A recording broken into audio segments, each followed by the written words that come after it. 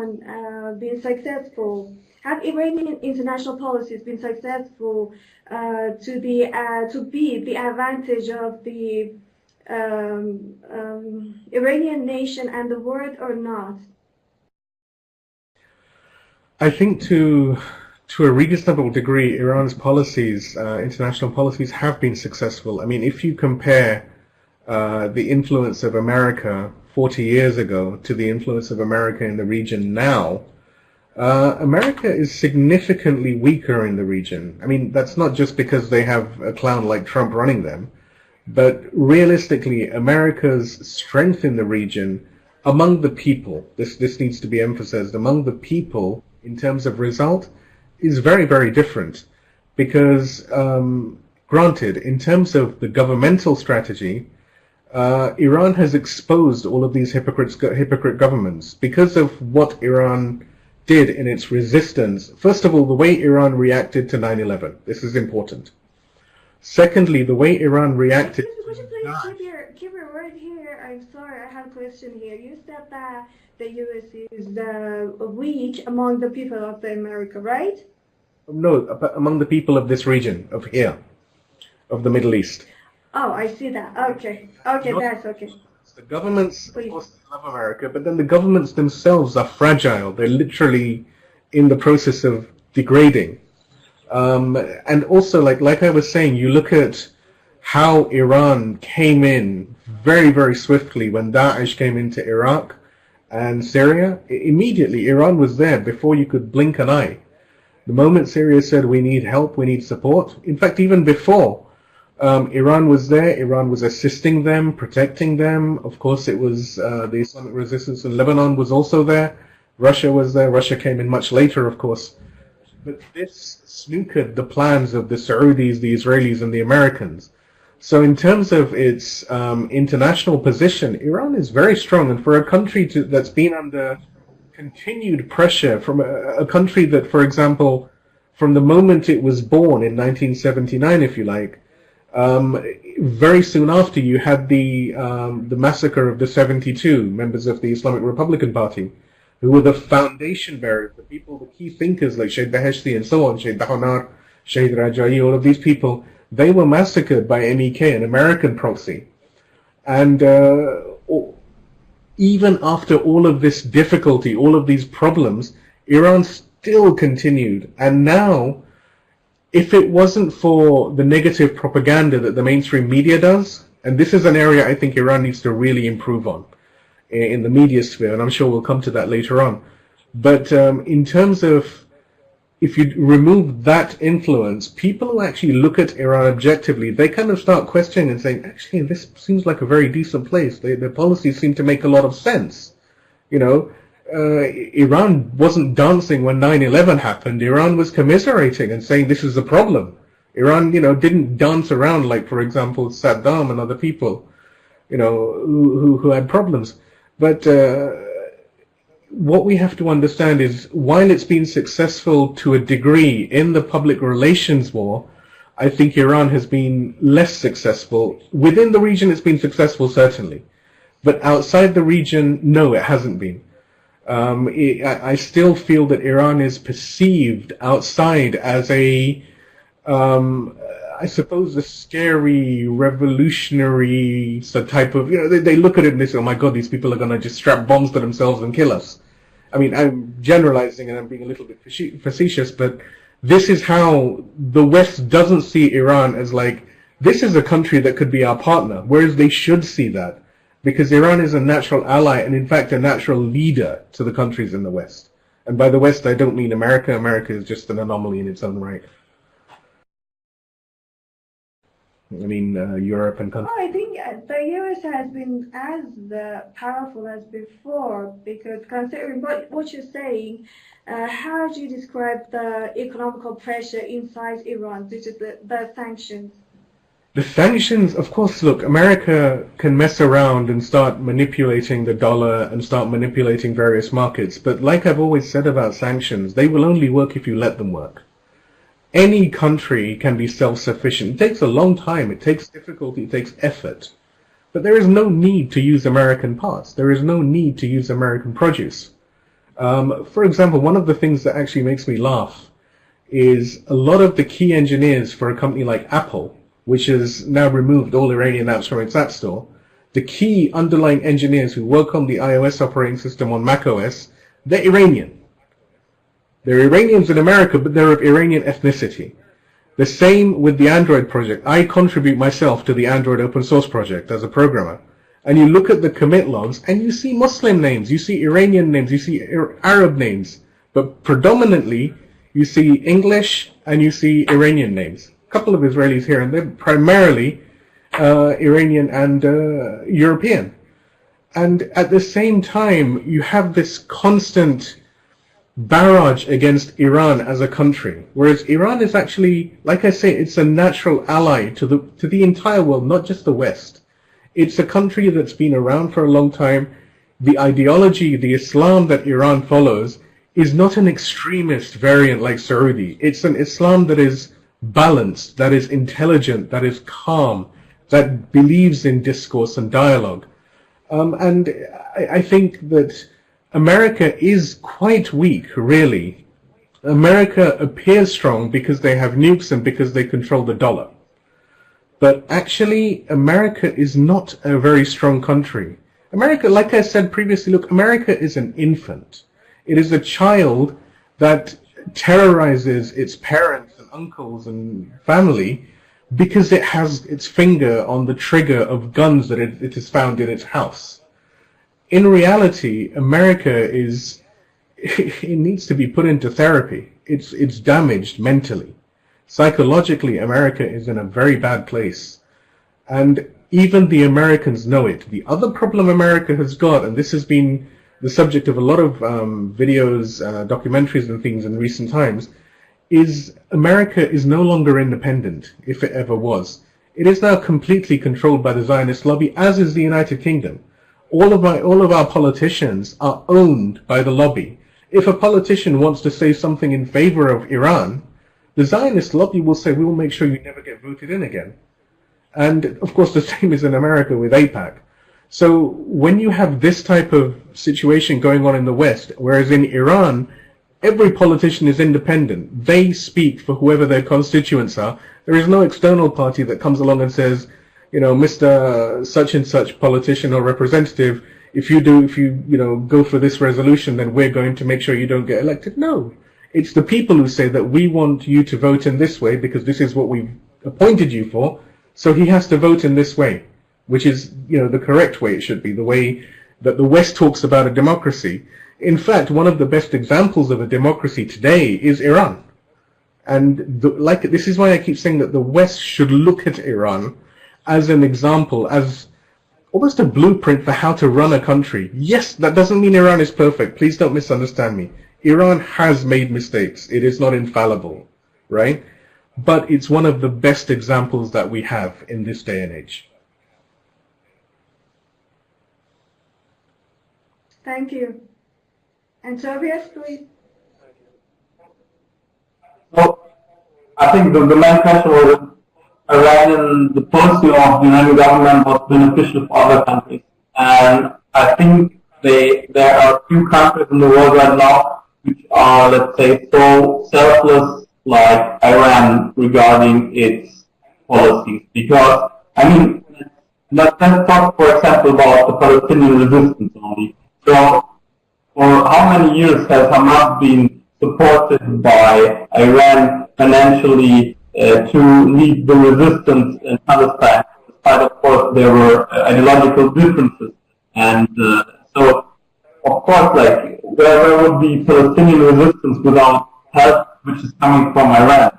So, of course, we need to see these achievements for other countries which were selfless of Iran trying to help other oppressed people. The same is happening in Syria.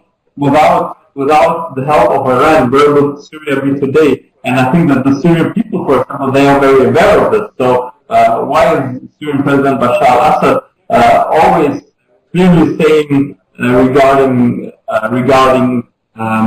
Israel that we won't dispute, we won't discuss the withdrawal of Iranian troops from Syria or cutting connections with Iran. We are very grateful for all the help which Iran provided and is still providing. We are absolutely grateful for also the economic assistance which Iran is providing. So why should we be crazy and turn against our closest allies? So of course there are many other countries we can talk about. Yemeni people who are grateful for the support of Iran for them. Despite I think that even in Yemen, Iran could really try to do even more than it is doing right now. So I think there are a lot of examples for positive influence of Iranian foreign policy to other countries.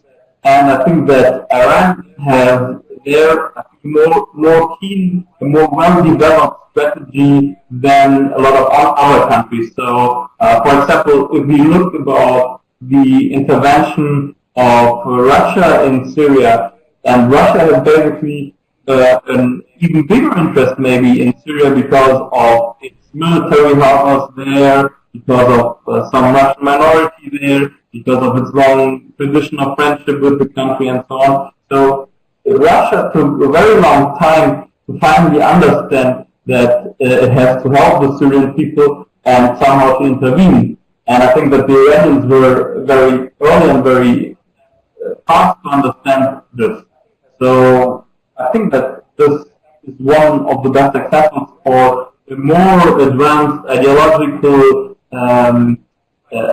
trying to develop its own policy on an ideological basis, on a more advanced geostrategic basis than, for example, Russia, which is very often just passively waiting until something is happening.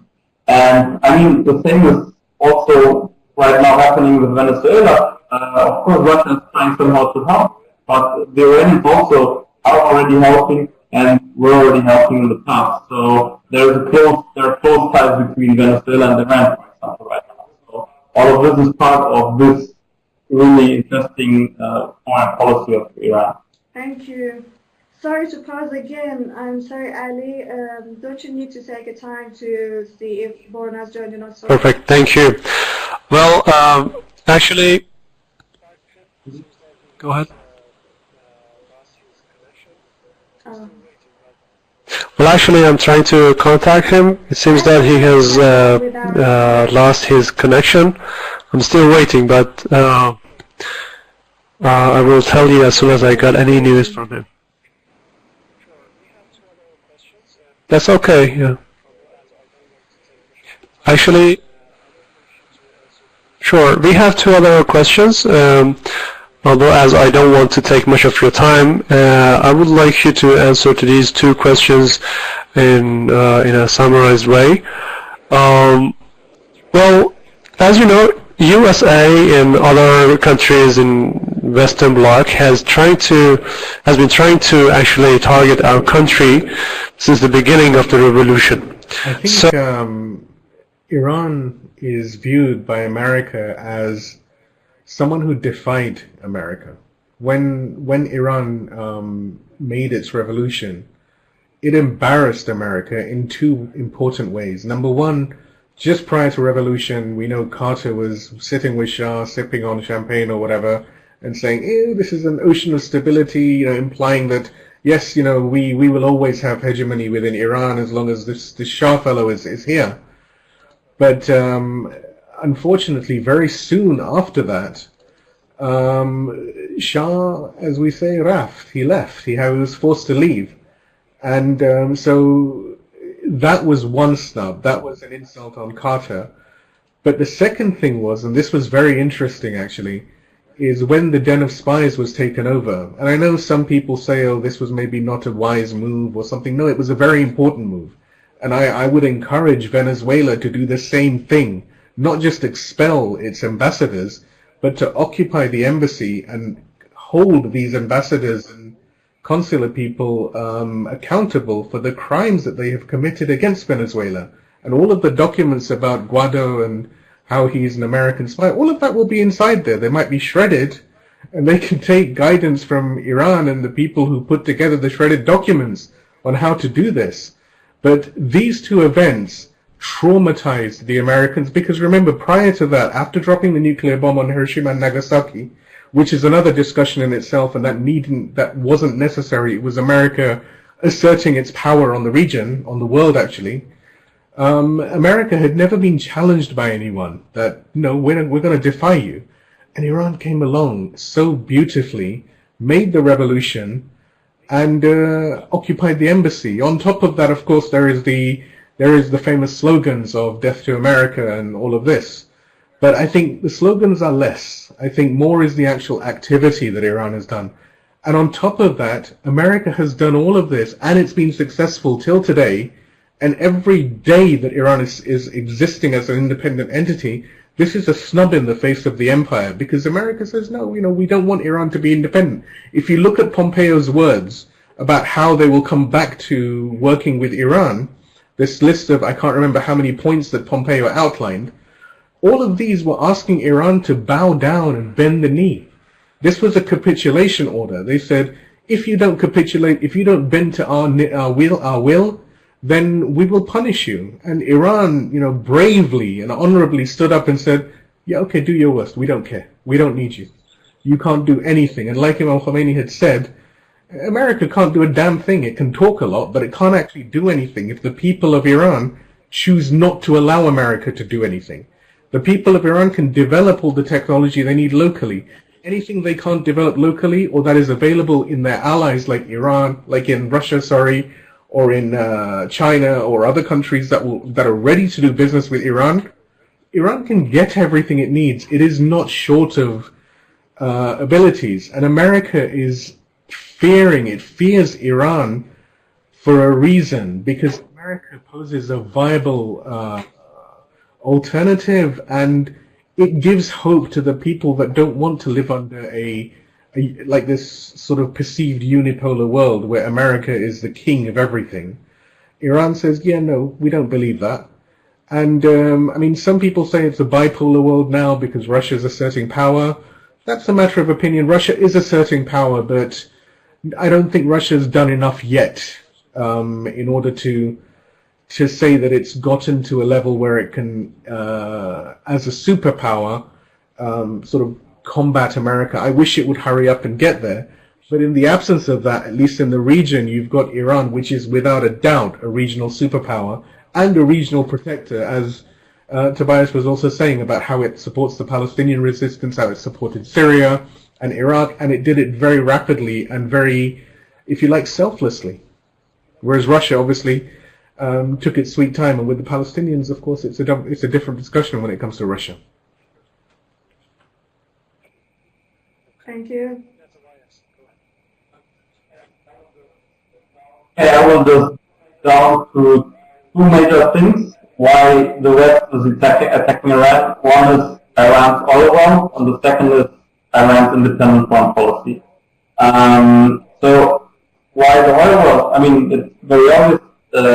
Iran is one of the top 10 crude oil producers and exporters. So basically, the US is right now maintaining its global hegemony by its own petrodollar. So basically, the US is using the oil market to enforce its own US dollar as global currency.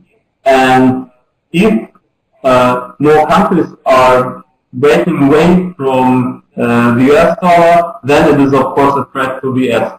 And in the last 60, 70 years, the US was always trying to control the Middle East and the oil to basically achieve its hegemony of the US dollar as some kind of trade currency for oil. So this is of course a major threat for the US if, as it is right now, the Iranian oil belongs into the hands of the people of Iran. And the same is basically right now happening in Venezuela, where the people are also trying to distribute the oil wealth, where they are trying to find alternatives in trading the oil than the US dollar. So this is of course one of the main threats. And the same is regarding the foreign policy. So America is basically pretty open about sharing its wealth with some elite people who are ruling a country, like we see in Saudi Arabia, if they are continuing to push forward U.S. foreign policy. So we see that even the U.S. can agree with some regime which calls itself Islamic in the case of Saudi Arabia, if the foreign policy is maintained to serve the interest of the U.S. imperialists. So I think that this is one of the major points why the U.S.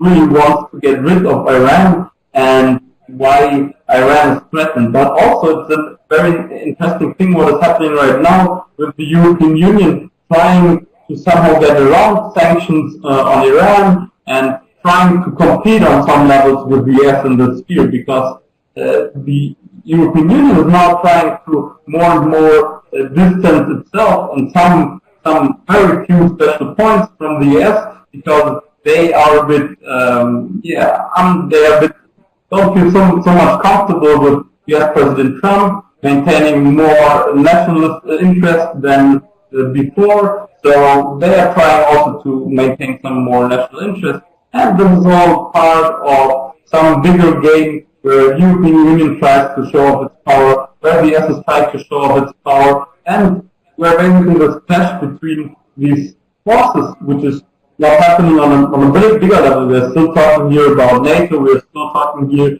about one economic system, we're talking still about a general agreement on every single foreign policy, but still there's these some things where we see some kind of clashes. And I think that Iran basically shows that with maintaining its foreign policy and being attacked, it can even create some trouble between some bigger powers, some bigger players, where they don't completely agree. And so even the German capital has an interest in many ways in trade with Iran. So, for example, export Siemens power generators or stuff like that to Iran. So it is all part of this bigger game. So I think it's very interesting what's happening there. I agree with you about the rift between Europe and the US vis-a-vis Iran.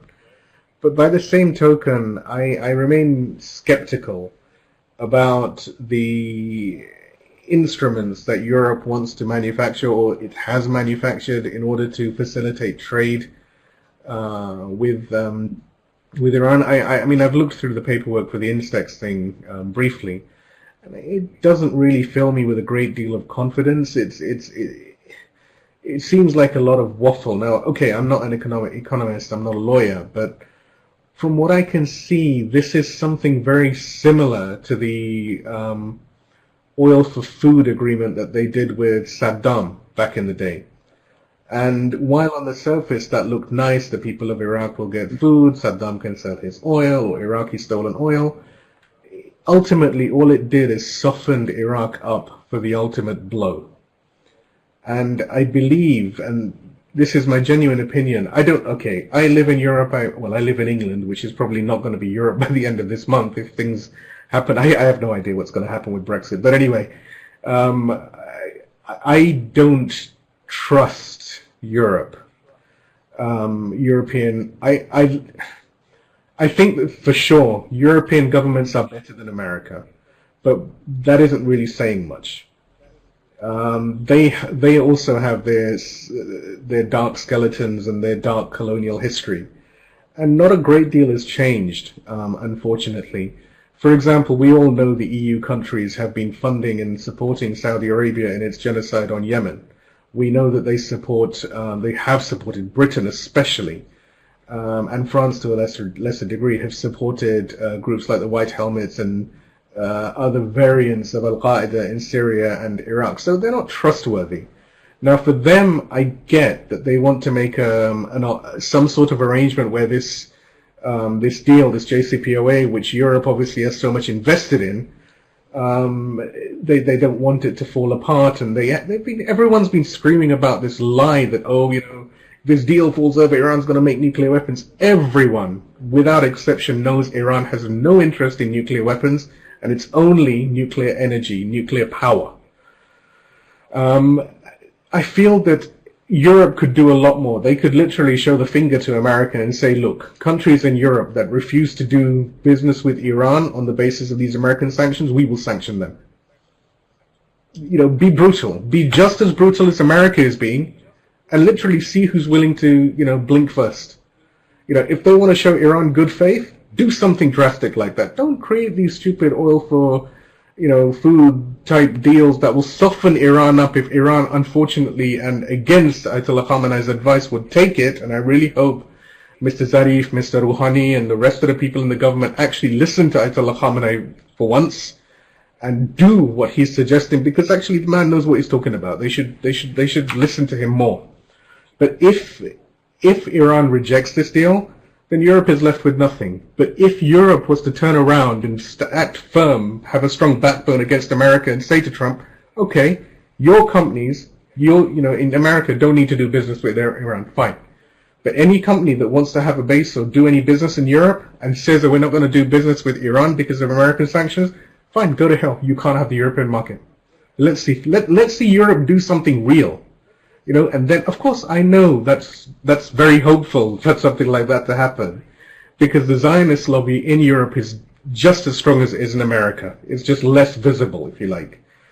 But something like that would be a real good show of faith. Something like Instex is oil for food wrapped up in a bow with a nice box of chocolates on the side. It's nothing substantial.